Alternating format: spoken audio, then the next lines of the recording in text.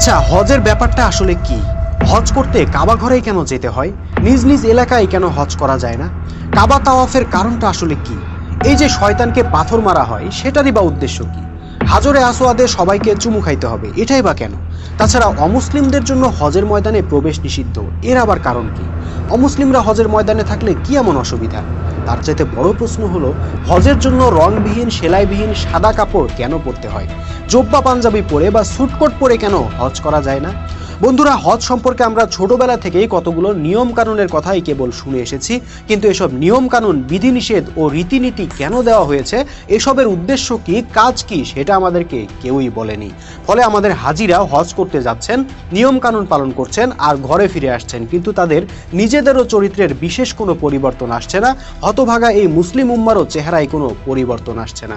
অথচ রাসূল সাল্লাল্লাহু আলাইহি সাল্লাম সারা জীবনে হজ করেছেন মাত্র একবার, আর সেই এক হজেই পাল্টে গিয়েছিল পুরো আরব উপদ্বীপের ভাগ্য। বন্ধুরা, আজকের ভিডিওতে আমরা হজ ও হজের বিভিন্ন নিয়ম কানুন ও রীতিনীতির কোনটার কি উদ্দেশ্য, কোনটার কি কাজ, সেটা জেনে নিব ইনশাল্লাহ। আশা করি ভিডিওটা মনোযোগ দিয়ে শেষ পর্যন্ত দেখবেন। প্রথমেই জানা যাক হজ আসলে কি। বন্ধুরা, বর্তমানে মনে করা হয় হজ হলো আল্লাহর ডাকে সাড়া দিয়ে তার কাবা ঘরে গিয়ে হাজিরা দেওয়া। তো ভাইজান, আল্লাহর ডাকে সাড়া দিতে আপনাকে 1000 মাইল পথ পাড়ি দিয়ে মক্কায় যেতে হবে কেন? আল্লাহ কি শুধু কাবা ঘরেই আছেন? তিনি তো বলেছেন তিনি আমাদের ঘাড়ের রগের চাইতেও নিকটে আছেন। আমরা যেখান থেকেই তার ডাকে সাড়া দেই তিনি আমাদের কথা শুনবেন। কিন্তু হজের নিয়ম হচ্ছে সারা পৃথিবী থেকে লক্ষ লক্ষ মুসলমান হাজার হাজার মাইল পথ পাড়ি দিয়ে মক্কায় একটা নির্দিষ্ট স্থানে একত্রিত হওয়া। তাছাড়া হজে প্রচুর নিয়ম কানুন অনুসরণ করতে হয়। লক্ষ লক্ষ মানুষের ভিড়ে শত শত নিয়ম শৃঙ্খলা অনুসরণ করে কি আল্লাহকে ভালোভাবে ডাকা যায়, নাকি একাকে নিভৃতে মনোযোগ দিয়ে ডাকা যায়?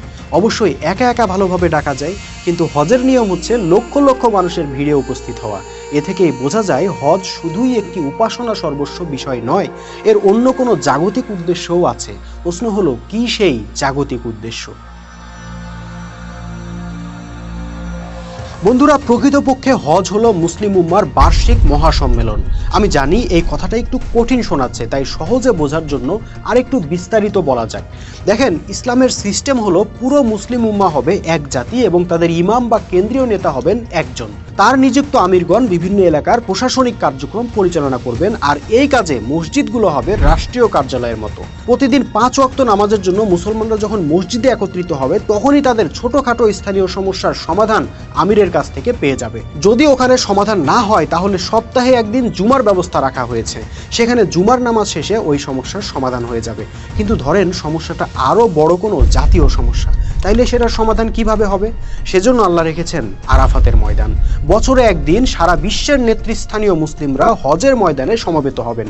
সেখানে মুসলিম বিশ্বের খলিফার সাথে রাজনৈতিক, কূটনৈতিক, সামরিক ইত্যাদি বিভিন্ন সমস্যা নিয়ে আলাপ আলোচনা হবে, পরামর্শ হবে, পরিকল্পনা হবে, সিদ্ধান্ত হবে। এরপর খলিফা তার হজের খুতবায় মুসলমানদেরকে দিক নির্দেশনা দিয়ে দিবেন, আর এভাবেই হজ হয়ে উঠবে জীবন্ত, প্রাণবন্ত। বন্ধুরা, বর্তমানে জাতিসংঘের সম্মেলনে কি হয়? সারা বিশ্ব থেকে শাসকরা জাতিসংঘে মিলিত হয়ে বৈশ্বিক সংকট নিয়ে আলাপ আলোচনা করেন ও সিদ্ধান্ত নেন। ইসলামও তো সার্বজনীন জীবন বিধান, কাজে সারা বিশ্বের মুসলমানরা যাতে বছরে একবার একত্রিত হয়ে আলোচনা পরামর্শ করে সিদ্ধান্ত নিতে পারে, সেজন্য আল্লাহ দিয়েছেন হজের বিধান। এখানে প্রশ্ন আসতে পারে, তাহলে হজ কি শুধুই একটা মহাসম্মেলন? এর সঙ্গে কি আধ্যাত্মিকতার বা পরকালের কোনো সম্পর্ক নেই? অবশ্যই আছে। বন্ধুরা, এতক্ষণ যেটা বললাম সেটা হলো হজের জাগতিক পার্ট, কিন্তু এর আরেকটা পার্ট আছে যা আধ্যাত্মিক, সেটা এই ভিডিওর শেষে বলা হবে ইনশাল্লাহ। আপাতত এখন জানা যাক হজের সময় কাবা তাওয়াফ করতে হয় কেন। আমরা সবাই জানি হজের অন্যতম একটা নিয়ম হলো কাবা ঘর তাওয়াফ করা। এই যে কাবা ঘর তাওয়াফ করা, এর মানেটা আসলে কি? এটা কি কখনো ভেবে দেখেছি আমরা? প্রকৃতপক্ষে কাবা ঘর হলো মুসলিম উম্মার ঐক্যের প্রতীক, আর এই কাবাকে কেন্দ্র করে সারা বিশ্ব থেকে আগত মুসলিম প্রতিনিধিগণকে তাওয়াফ করতে হয়, যার অর্থ হলো সারা বিশ্বের মুসলিমদের মনে, মগজে, চিন্তায়, চেতনায় গেঁথে দেওয়া যে তোমরা যেখানেই থাকো, পৃথিবীর যে প্রান্তেই থাকো, তোমরা কিন্তু এক উম্মা। তোমাদের কেবলা কিন্তু একটা, লক্ষ্য একটা, উদ্দেশ্য একটা, আর সেটা হলো সমস্ত পৃথিবীতে আল্লাহর হুকুম বিধান প্রতিষ্ঠা করে সমগ্র মানবজাতিকে ঐক্যবদ্ধ করা। সেই লক্ষ্য অর্জনের জন্য তোমাদেরকে নিরন্তর ছুটে চলতে হবে, থেমে যাওয়া যাবে না, স্থবির হয়ে যাওয়া যাবে না, এবং এই লক্ষ্যকে বাদ দিয়ে অন্য কোনো লক্ষ্য স্থির করে নেওয়া যাবে না। বন্ধুরা, হজের আরেকটা আনুষ্ঠানিকতা হলো শয়তানকে পাথর মারা। শয়তান তো পৃথিবীর কোনো নির্দিষ্ট একটা জায়গায় বসে থাকে না যে আপনি সেদিকে লক্ষ্য করে পাথর মারলেন আর সেই পাথরের আঘাতে সে মারা পড়লো। তারপরও হাজিদেরকে শয়তানকে লক্ষ্য করে পাথর মারতে হয়। প্রকৃতপক্ষে এটা একটা প্রতীকী বিষয় যা হাজিদেরকে অন্যায়, অসত্য ও ইবলিশের বিরুদ্ধে সদা সতর্ক থাকা ও প্রচেষ্টা চালিয়ে যাবার শিক্ষা দিয়ে থাকে।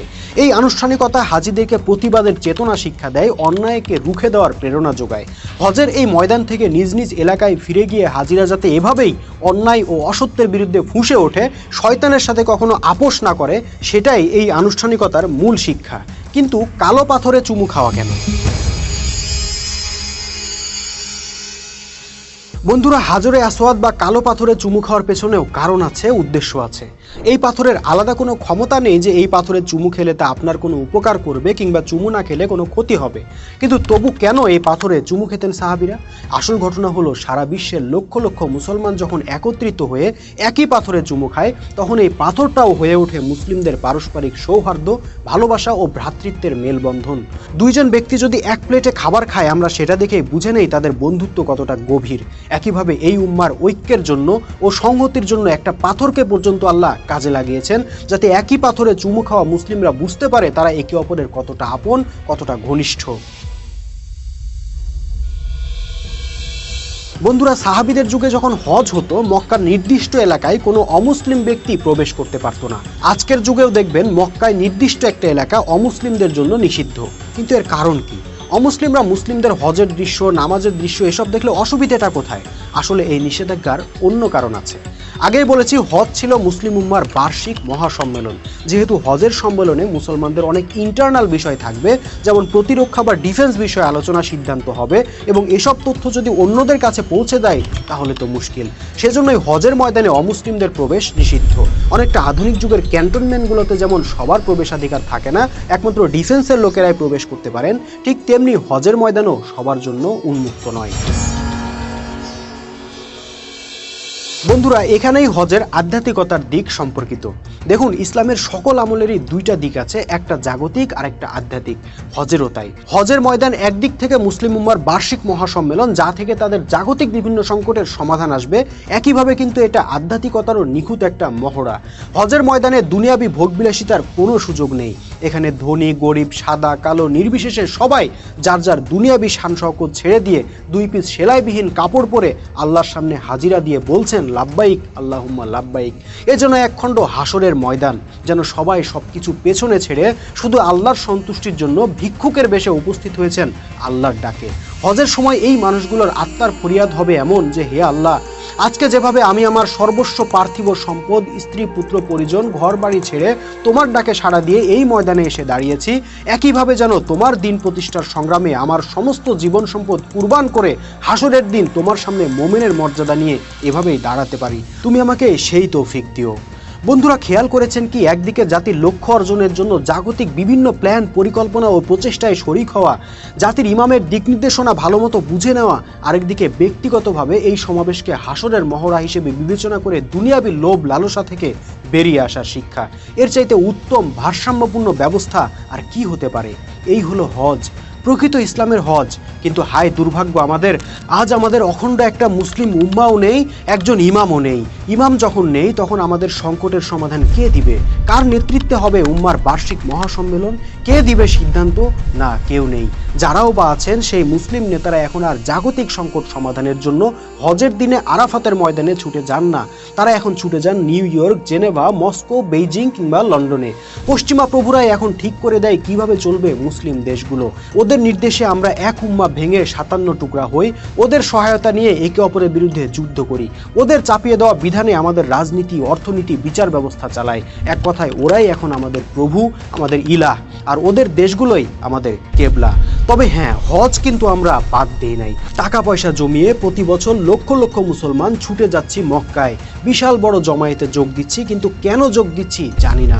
কাবা তাওয়াফ করছি, কিন্তু কেন করছি জানি না। শয়তানকে পাথর মারছি, কিন্তু কেন মারছি জানি না।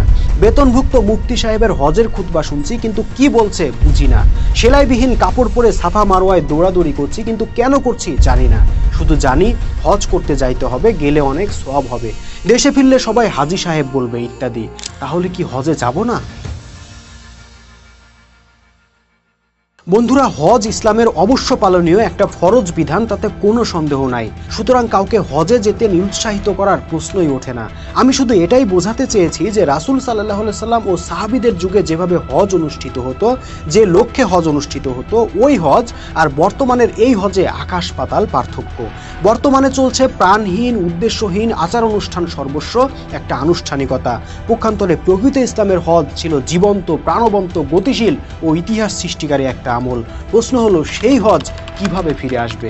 হ্যাঁ বন্ধুরা, সেই প্রকৃত ইসলামের জীবন্ত হজকে ফিরে পাবার উপায় একটাই, পুরো জাতিকে তাওহীদের ভিত্তিতে একজন ইমামের নেতৃত্বে ঐক্যবদ্ধ করতে হবে। যেদিন মুসলিম জাতি হবে একটা, নেতা হবেন একজন, হুকুম চলবে আল্লাহর, সেদিন এক হজেই পুরো উম্মার চেহারা পাল্টে যাবে ইনশাল্লাহ। সেই লক্ষ্য অর্জনে জানমাল দিয়ে সংগ্রামে নামতে আপনি কি প্রস্তুত? হোয়াটসঅ্যাপ নাম্বারে নক দিয়ে আপনার মতামত জানাবেন আশা করি।